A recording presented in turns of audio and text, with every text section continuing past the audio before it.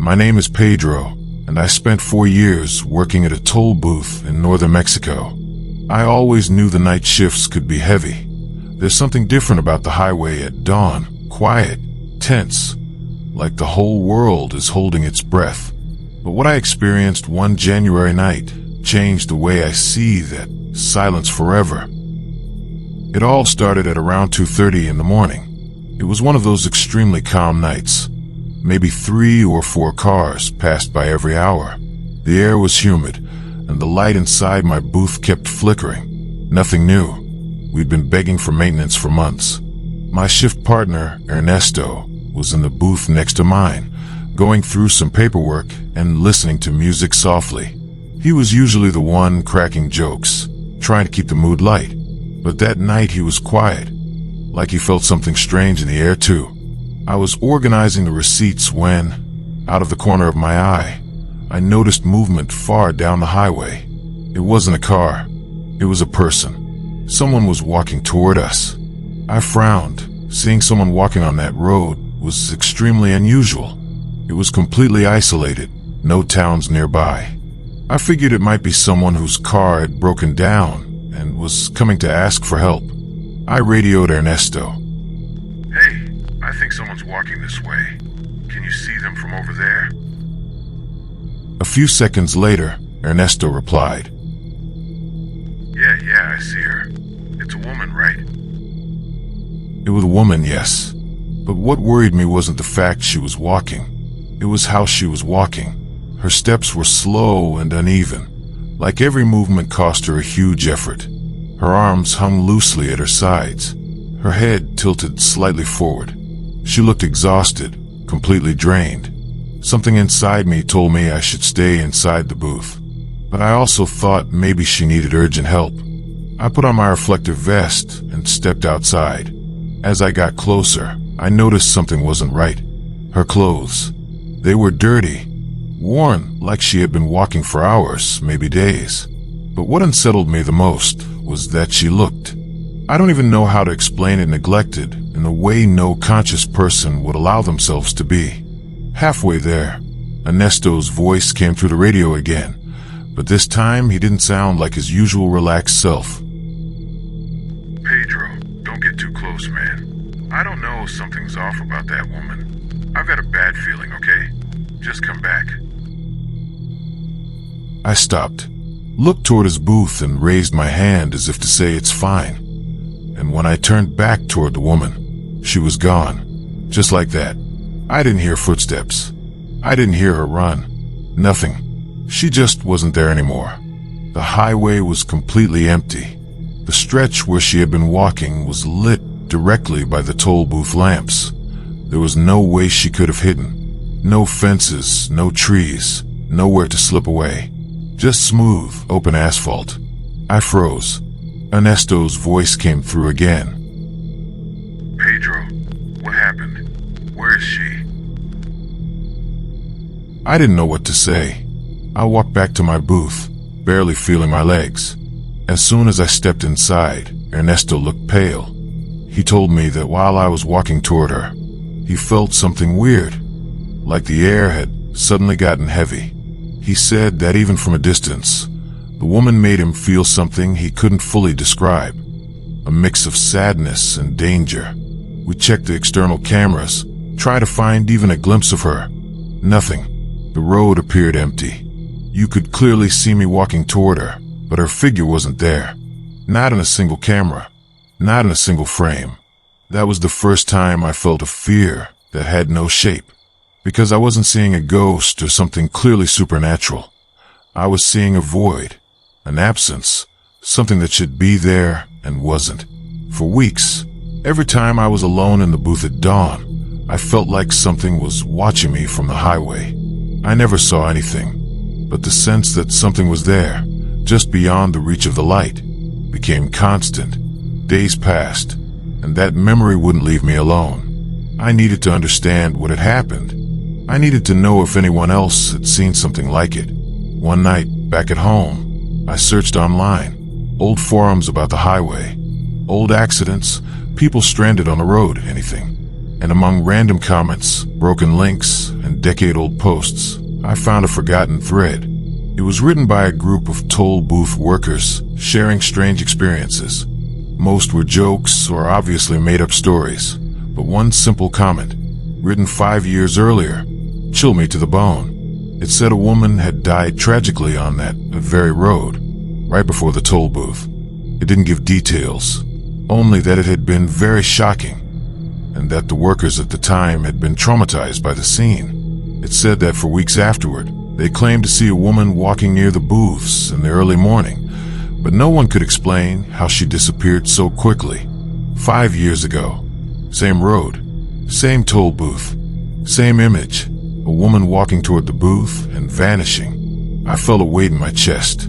I didn't know if I should close the page or keep reading. I didn't know if I wanted to confirm it, but I did. Those workers experienced the exact same thing, a presence moving toward them, seeming to need help, and fading away as if it had never existed.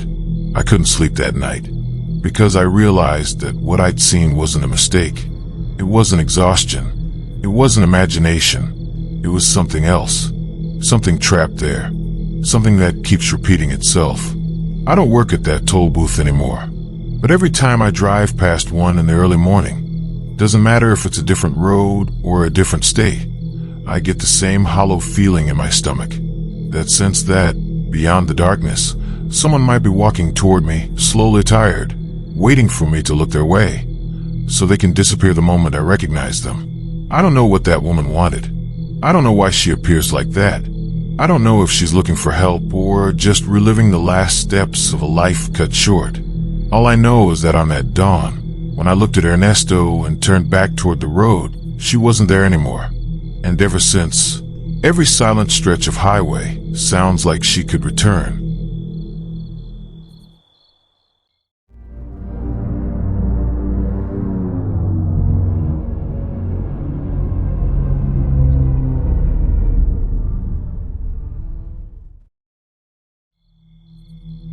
My name is Joaquin, and I work as a cashier at a gas station. I've been on the graveyard shift for several years now, and while I've gotten used to the loneliness, nothing, absolutely nothing, prepared me for what happened that night. I've always liked working early mornings. It's calm. Hardly anyone shows up, and you can focus on your work. But that night was different from the very start. It was a completely empty stretch of highway. No lights for miles. Just a gas station, flickering under its dying bulbs. The wind dragged dust and dry leaves across the pavement, making a dull sound that blended with the buzzing neon sign. I was checking the register, making sure everything was in order, when I heard something that made me look up. A car had pulled up to one of the pumps. Nothing strange about that, except nobody got out. I looked outside and saw an old, dirty car. Something that looked like it belonged to another era. It was parked perfectly still at the pump. The windows were tinted, not enough to hide the silhouette inside, but enough to make it unsettling. At first, I thought the driver might be asleep or waiting for someone, but the way he stared at me, because he was staring, made my skin crawl. His eyes felt like they were piercing through me, studying me, as if he already knew who I was and what I was thinking. I tried to calm myself down. I told myself he was probably just a tired driver, someone who'd been on the road for hours and needed a moment to rest. But something didn't add up. Everything about the way he sat there, still rigid, told me this wasn't normal. A cold chill ran down my spine, and my breathing quickened even though I tried to hide it. After a few seconds that felt endless, the car door opened. An older man stepped out.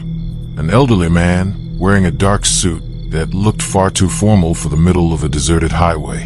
He walked toward the store without saying a word. I forced myself to greet him, though fear was tightening my throat. "Good evening, sir. Do you need anything?" He didn't answer. He just stood there, looking at me motionless, expression unreadable. He stayed in front of me for several minutes, without moving or blinking. His stare went straight through me, and every second felt longer than the last. I didn't know how to react. I couldn't move. I couldn't look away. The tension was unbearable, and for a moment I wished he would say anything. do anything that would prove he was just a normal person. But he didn't. He just stood there watching me. I tried stepping closer, speaking louder, telling him I could help him, that I could show him whatever he needed. But he remained completely still. His presence filled the entire store without him having to touch or move a single thing. I felt trapped, exposed. The air felt heavier, every sound sharper, and my heartbeat was loud enough to echo in my ears. Finally, after what felt like forever, he turned around and walked out of the store. He headed back to his car, which was still there, quiet, as if it had never moved at all. He got in and drove away into the darkness of the highway. I was left shaking, unable to move, my whole body paralyzed with fear. I kept asking myself if I had imagined it, if it was all in my head. But no, I had seen him. I had felt him, and I couldn't forget that stare. When I managed to pull myself together, I decided to check the security cameras. I needed to at least see the car, have some proof that it had happened. I turned on the monitor and searched through the footage. What I saw froze me in place. There was nothing. No car. No man. No movement at the pump. Just the empty gas station, lit by flickering lights and the wind blowing dry leaves across the pavement. I couldn't believe it. Everything I had seen, everything I had felt, wasn't on the recording. The car had never been there. No one else had witnessed it. But I knew what had happened. The feeling of being watched, the presence in the store, it had been far too real to ignore. Ever since that night, every time I work the graveyard shift and a car pulls up to the pumps without anyone getting out, a chill runs down my spine. I know it could be happening again, and no one else would see it. That experience taught me that there are things you don't need to understand to know they're real. Things that leave no evidence, but mark you forever. For days, weeks, even months, I couldn't stop thinking about it. Every unusual sound, every shadow passing near the store made me look twice. I felt like that presence could return at any moment, as if that night had shown me the highway and the gas station had secrets I wasn't meant to provoke. I remembered every detail, the way the old man walked, his immaculate but out-of-place suit, the intensity of his stare, and most of all, how he stood in front of me without needing to move. The most terrifying part was that he didn't need to do anything to scare me. His presence alone was enough. I tried talking about it with a few people I trusted, but no one believed me. Some said I was probably tired, that my mind had played a trick on me. But I knew that wasn't true. Every sensation, every moment was carved into my memory. Every breath, every second of silence, every tiny movement I felt around him. It couldn't have been an illusion. With time, I learned to live with the memory. I learned that even without evidence, even if no one else saw it, the experience was real because I lived it. Some things will never show up on camera. Not everything leaves a trace you can record. Some things exist only for you, and you have to accept them, even if you'll never truly understand them. Sometimes I still think about that night. I wonder if the man will ever come back, if someone else will see him. I wonder if that car was just a normal vehicle, or something else, something that only appears when certain moments align and the loneliness of the highway allows it. And every time a car stops at the pump and nobody gets out, I feel that same pressure in my chest, that same sensation that I'm being watched by something that doesn't quite belong to this world.